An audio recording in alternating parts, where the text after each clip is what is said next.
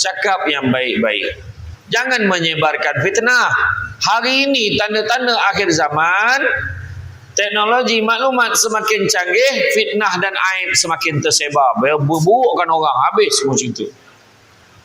Hari ini tak payah tulis apa-apa, letaknya muka seorang pemimpin. Letak muka je, jangan tulis apa-apa, letak muka, post. Tengok komen. Kepala bapak semua keluar. Habis dikutuknya orang tu. Saya tak sebut siapalah kan. Tu bantai. Tiba-tiba datanglah ketua kaum mengeluarkan satu komen.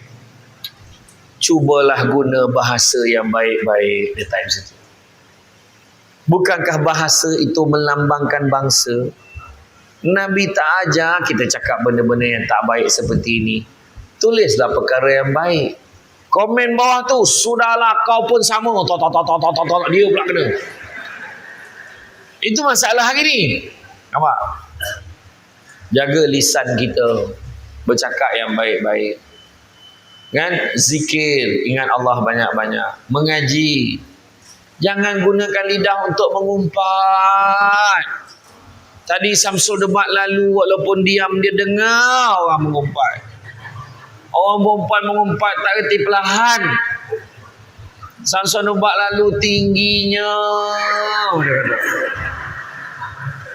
Dia bandingkan dengan Tuan Burhanuddin, memang saya tinggi. Bandingkan ketua-ketua kaum kita pun saya tinggi. Tingginya. Salah ke saya tinggi? Bukan baru hari ini tinggi, dah lama tinggi. Buka aja mas, cakap lagi. Dalam TV nampak tua kan? Wah, ajar betul. Tapi saya maafkan. Allahu Akbar. Berhenti-berhenti mengumpat ni. Cuba cakap yang elok-elok. Lambatnya Samsul debat ni tadi. Saya awal dah sampai, saya solat dulu. Lambatnya panas. Yang seorang tu pula, semenjak keluar TV ni memang lambat. La ilaha illallah, sedapnya bercakap. Amboi. Jangan buat andaian untuk benda kita tak ada maklumat. Jangan. Samsul debat tu ceramah, kalau tak ada 5-6 ribu memang dia tak datang. Jangan buat fitnah. Kan? Tapi kalau betul aku terima. Kan? Jangan bening-bening kepala. Hari zaman ni jaga lidah kita, cakap yang baik-baik. Dalam Facebook, dalam Instagram, kongsikan yang baik-baik. Dalam TikTok, masukkan ayat-ayat yang baik. Masuk ke perkongsian yang baik. Ini orang buat, dia pun nak buat. Dah trend dia pakai handphone, tutup lampu semua. Dengarkanlah. Habis satu dewan. Lepas tu dah habis zaman tu, tiba-tiba siko bagi dua. Aduh, hai terpengaruh. Orang pegang tangan, suami pegang tangan isteri dekat gear kereta, dia pun buat juga. Nak rimah jantan tu. Lepas tu ambil gambar, makanan semua share kat satu dunia. Buat apa? Bukan semua orang dapat peluang makan macam kita. Jangan kongsikan kesedapan makanan, melainkan tujuan kita niat nak promosikan tempat makan tu. Tu tak apa. Yang kedua, itu tadi jaga mulut, jaga lisan. Yang kedua jaga apa? Jaga mata. Akhir zaman ni, mata tengok yang baik-baik, jangan tengok yang tak baik. Pertama apa? Tengok apa yang baik. Ada 4. Yang pertama, tengok muka ibu bapa kita, dapat pahala.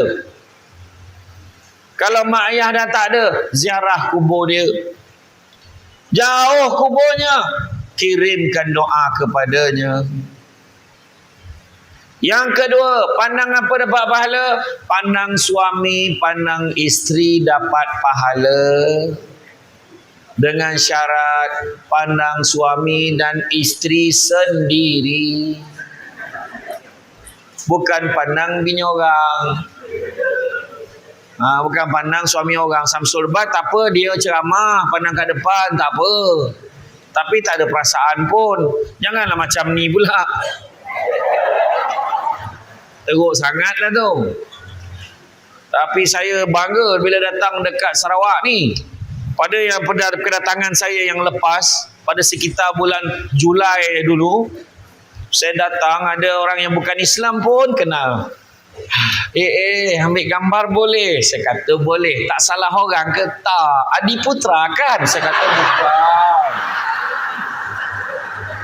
Saya kata bukan. Betul, sumpah Allah, ni depan restoran Laksa Sarawak kat Kuching. Saya tak adalah terbawa-bawa sangat, tapi bila masuk dalam bilik air tu, tang mana yang sama tu? Macam tu lah. Malam tu dia tag saya kat Instagram. Bukan Adi Putra, bukan Mat Kilau, bukan Samsul Yusof. Dia baru perasan. Tapi saya terima je. Kan? Iya. Tu biasa, lumrah. Orang confuse. Pandang muka suami, pandang muka isteri dapat pahala. Ketiga, pandang apa? Pandang Quran dapat pahala. Pandang dan baca, lagi besar pahala. Pandang, baca, faham, lagi besar pahala. Pandang, baca, faham, hafal, lagi besar pahala. Pandang, baca, faham, hafal dan buat apa yang Allah Ta'ala suruh dalam Quran, lagi besar pahala. Keempat, pandang Kaabah dapat pahala. Siapa yang nak pergi umrah, saya nasihatkan pergi tahun depan. Ujung tahun ni jangan pergi dulu. Bertembung tiketnya dengan tiket nak pergi Piala Dunia. Dan pergi Qatar. Jangan, hati-hati. Siapa yang masih belum confirm tiket, siapa yang dah confirm pergi bulan 12 dengan travel dia, tapi tiket tak confirm lagi, ada harapan tak pergi. Tangguhlah bulan 12. Macam saya mungkin bulan 2 tahun depan. Kebanyakannya tangguh bulan 2 tahun depan. Tapi mana yang dah ada tiket, okeylah. Kan? Saya pun insyaAllah pergi bulan 12 ni. Kan? Pergi Kaabah dapat pahala. Tengok Kaabah dapat pahala. Tu sebab orang tu dulu balik daripada Mekah, dia beli frame gambar Kaabah tu, gantung dekat rumah. Hari ni tak payah gantung frame tu. Buka TV boleh tengok live sekarang. Dah nak? Pergi. Ada orang tu pergi sampai Kaabah tu, sampai dekat ni, sampai dekat hotel, dia tinggalkan beg, berlari nak tengok Kaabah. Balik menangis dia. Banyak dosa saya. Kenapa makcik? Makcik tak nampak Kaabah. Sabar makcik, ini Madinah. Memang tak ada Kaabah. Dekat Masjid Nabawi cari ni memang tak jumpa. Lagi 4 hari lagi kita pergi Mekah, baru kita tengok ya. Oh iya ke, salah tempat lah ni? Salah. Lepas tu dekat Madinah tu pula, saya dah pesan jangan tamak-tamak masuk dekat Raudah tu. Masuk dekat Raudah dengan wanginya, dengan tempat solat, tapi orang tengah ramai. Jangan tamak. Semayang 2 rakaat, bagi salam, naik lagi semayang, buat 4 rakaat, naik lagi semayang, buat 6 rakaat, sambung lagi, buat lagi, bagi salam, dah cukup 8 rakaat, dah bagi orang lain pula. Ini dia punya penghayatan khusyuk dekat Raudah. Dia sujud, dia bantai sujud lama-lama, menangis-nangis. Dia menangis sampai sujud. Datang orang Arab ni, saiznya besar, dia tak sabar, dia langkah orang Malaysia ni, Zap, Allahu Akbar. Dah orang Malaysia ni bangun, gelap dia pun. Kat mana aku ni ya Allah?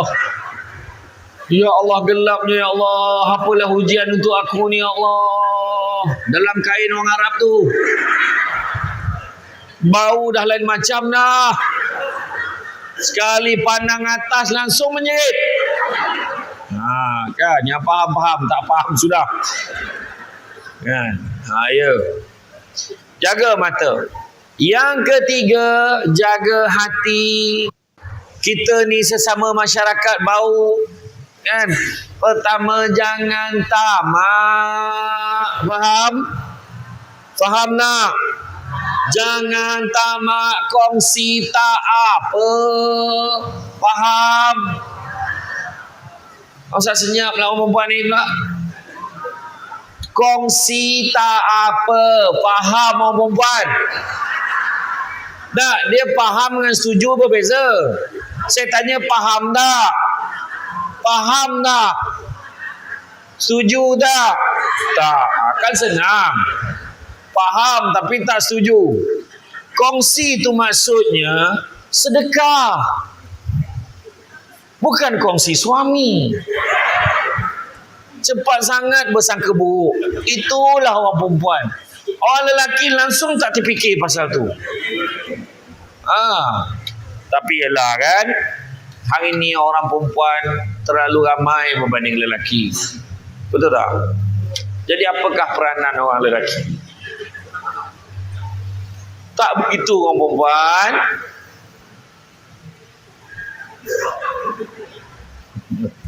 Tak adalah. Yang seorang pun tak terjaga, nak lebih. Betul tak orang perempuan? Yang tu kuat dia. Daripada slow-slow yang tu kuat pula dia jawab. Jaga. Jangan kita tamak. Kan? Contohnya kalau ada makanan, jangan habiskan. Kesian fikir orang kemudian. Kemudian yang kedua, jangan kita sombong. Nak sombong dengan apa? Handsome, berapa lama handsome? Lawa, berapa lama lawa? Sampai masa kedut tua. Kuat, sampai masa bila kuat? Sampai masa tak larat. Angkat kaki sendiri pun menggigil. Betul tak? Dulu kencing, semeter pergi. Sekarang kencing pun tak tahu pergi mana lah. Sampai masa, betul tak? Samsul debat pun rasa tu. Saya turun tadi dah ada tegur. Penat Ustaz? Memang penat. Daripada Semenanjung sampai ke Sarawak, Sabah. Tak berhenti ceramah. Bagilah masa aku pergi tengok regata tu sekejap. Dah habis dah regata tu tak dapat tengok. Ceramah aja. Kan? Macam tu lah. Jangan kita sombong. Penyanyi yang hebat tu pun sampai masa masuk ke Gavaganza, minta nyawa nak nyanyi lagu sendiri. Apa kehebatan manusia ni? Terbatas. Kan? Sampai masa tak larat. Macam tu kan? Duduk tadi nadam, nak juga tengok Samsul Debat. Tak larat datang, berseret-seret, berpimpin-pimpin datang. Allah. Betul tak? Iya. Yang muda dengan sehat mencari duit, yang tua dengan duit mencari sehat. Sampai masa jangan sombong-sombong. Rumah besar dekat Bau ni dulu, tiba-tiba orang tak peduli dah. Ada banyak dah rumah besar dekat Bau ni. Nampak? Beli kereta baru, berapa lama baru, tiba-tiba minggu depan ada orang beli kereta lagi baru lagi. Nak belagak apa? Kan? Satu kali mengundi, 3 Perdana Menteri dapat. Sementara. Betul tak? Dan cakap apa? Kenapa nak belum sombong-sombong? Tak payah sombong. Rendah hati. Pagi tadi saya sebut dalam kuliah subuh saya, salah satu ciri pemimpin yang hebat, rendah hati. Dia tak bangga diri. Yang ketiga, buang perasaan dengki. Dengki bahasa Melayu, bahasa Arabnya hasad. Punya teruknya di Malaysia ni, dua-dua pakai. Hasad, dengki. Tengok Tuan Burhanuddin ke depan bercakap, dia sebagai pengurusi program. Ada orang tak puas hati. Kenapa dia tu? Tak ada orang lain ke? Apa masalah kau yang sakit sangat? Kau tolan penyongek kau tadi. Kan dah tak faham tolan penyongek. Kau makan penyengat ke? Makan lebah tu telan sekor-sekor. Itu yang perut tu jadi macam tu, tak puas hati dengan orang. Cuba rasa seronok, alhamdulillah, dengan Puan apa tadi? Syarifah Aminan apa tadi? Yang aku tahu binti Aminan aja tadi. Siapa nama? Marina Aminan, betul. Mana dia? Tak mengaku pula dah. Tengah belakang. Dia beria mengusahakan nak pastikan Samsul Debat sampai kemari. Bukan senang. Booking berapa bulan? Lama dah dia tu. Iya. Tu bayangan, bukan senang tau nak datang kemari rupanya. Mabuk-mabuk baru sampai. Aku ingat lagi hari tu, masa sebelum PKP, ceramah dekat Seri Aman. Naik jalan Pen Borneo yang belum siap. Berzikir. Ya Allah, ya Allah, apalah jalan ni macam ni, ya Allah. Apalah jalan ni macam ni, ya Allah, ya Allah, ya Allah. Puasa ni. Sampai dekat sana nak berbuka puasa, kau tahu dia bagi aku makan apa? Obor-obor. Apa sal? Aku tak makan obor-obor ni. Cubalah rasa sikit. Tak boleh. Lepas tu, Ustaz, ni Ustaz mesti kena makan. Apa dia? Bubur pedas. Bubur pedas Sarawak. Sampai Isyak tak jumpa pedas. Bubur pedas Sarawak tak pedas. Kan? Negeri Sembilan lain maksud pedas. Makan lah, tapi makan. Sikit je Ustaz makan. Saya berbuka memang tak makan banyak. Yang sebenarnya tak makan obor-obor. Balik tu dengan kenyang ke tak, dengan angin dalam perut ni. No, ya Allah, ya Allah, ya Allah, balik lagi, balik. Ya Allah, ya Allah, ya Allah, ya Allah. Balik malam tu juga. Singgahlah dekat Pasar Satok, makan mi kolok mangkuk merah. 3 mangkuk aku makan. Kan, jamak akan berbuka dengan sahur sekali. Lepas tu naik flight tu yang tak boleh lupa tu. Tapi memang di Sarawak ni saya memang jatuh cinta betul dengan makanannya tu. Mi kolok, lepas tu apa, laksa Sarawak. Ya Allah, kadang-kadang saya sanggup datang untuk satu program, jadilah yang penting dapat singgah makan. Sebelum berbuka mi kolok, lepas berbuka, lepas ceramah, kita pergi makan pula laksa Sarawak. Satu malam settle, besok naik kapal terbang balik Semenanjung, senyum sedang hati. Ya, hari ni kalau setakat pergi karipap belakang tu baik tak payah.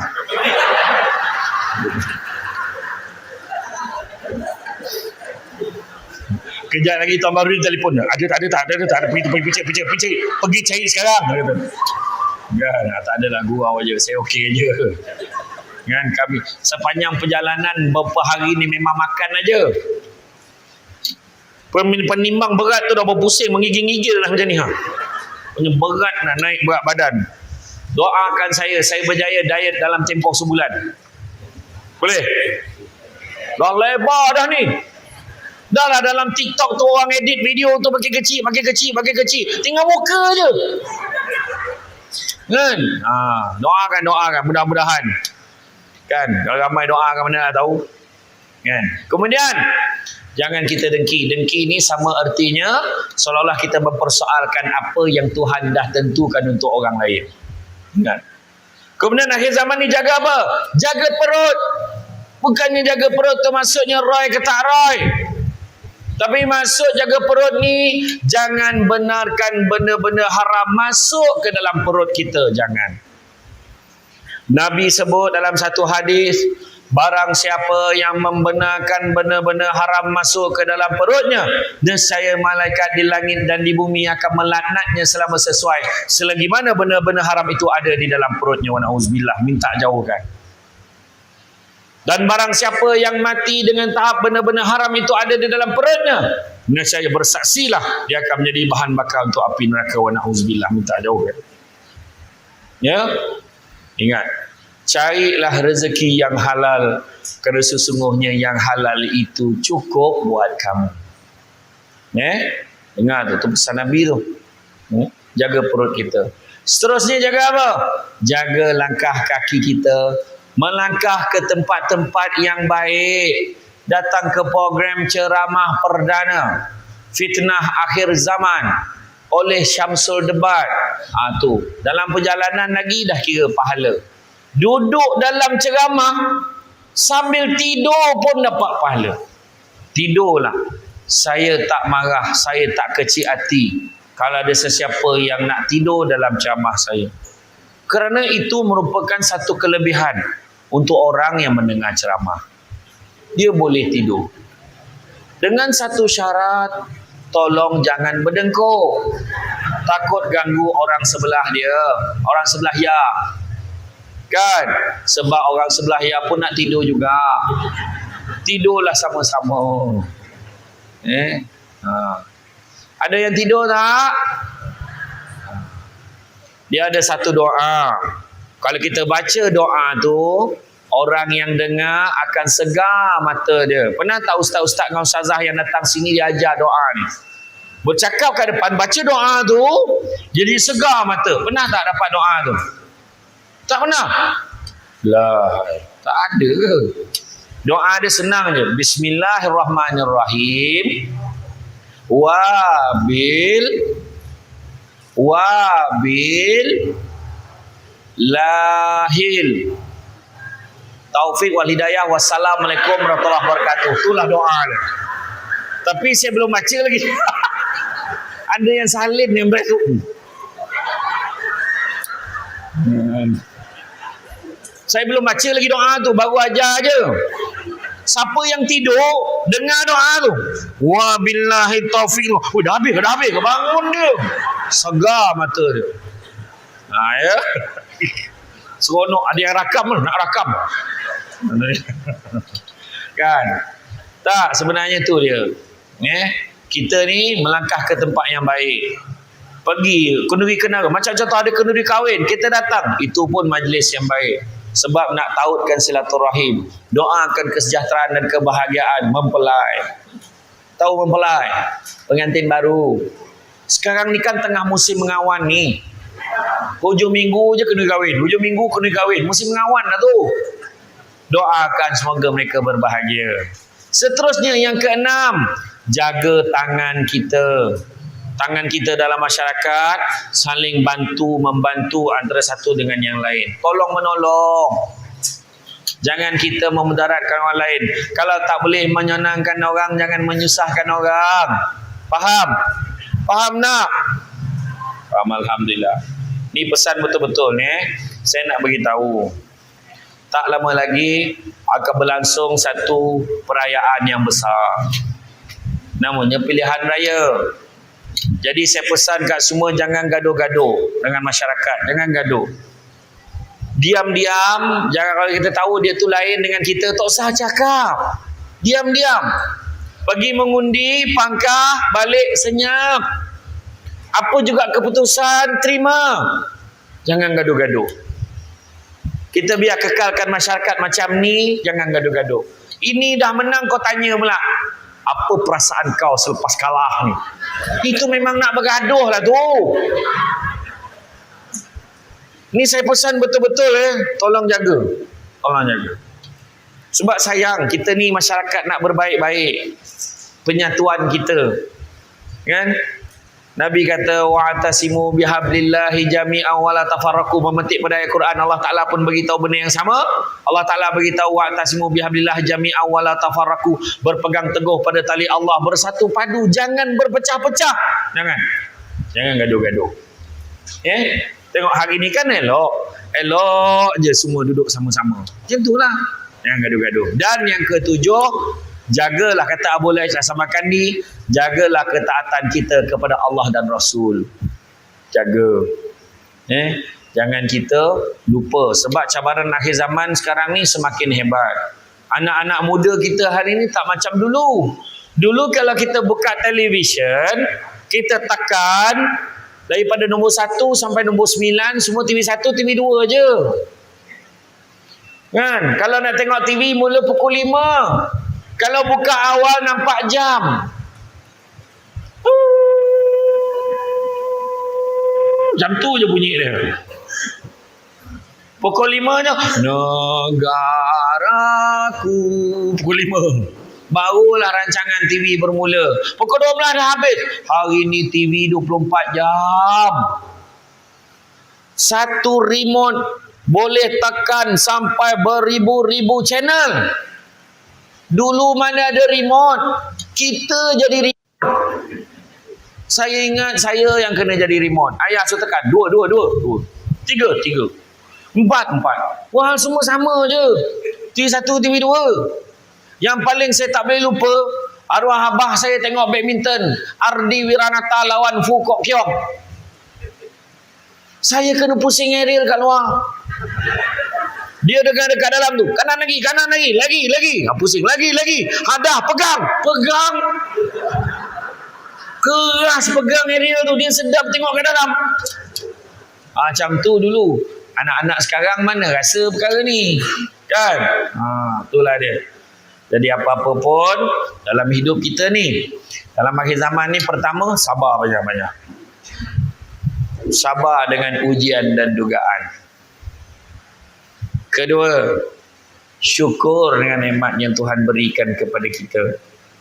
Alhamdulillah, dapat tengok Samsul debat depan-depan. Belakang pun dapat tengok tadi. Waktu aku duduk, semua tengok belakang.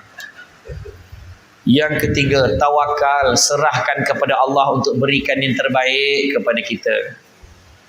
Yang keempat, redha dengan apa juga ujian yang mendatang. Terima dengan lapang dada.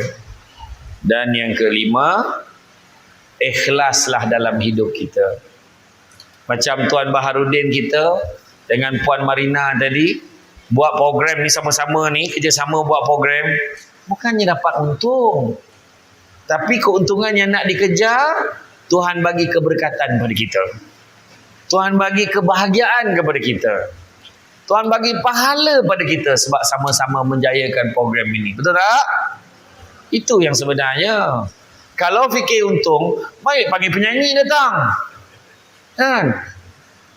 Penyanyi-penyanyi tu nyanyilah lagu apa pun.